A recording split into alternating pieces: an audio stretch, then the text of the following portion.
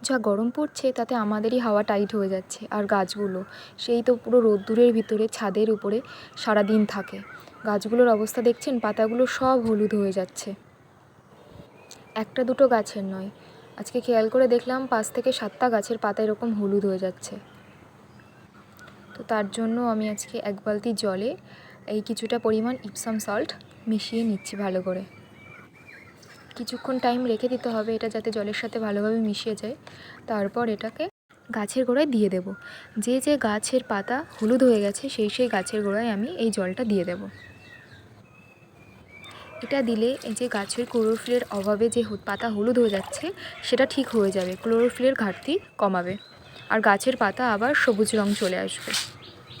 আজকে আমি শুধু সেই সব গাছগুলোতে দিচ্ছি সেই সব গাছের পাতাগুলো হলুদ হয়ে গেছে। এই জলটা কিন্তু অন্য গাছের গোড়াতেও দেওয়া যাবে, শুধু যে হলুদ হয়ে গেছে যে পাতা সেই গাছের গোড়াতে দেওয়া যাবে এমন কথা নয়।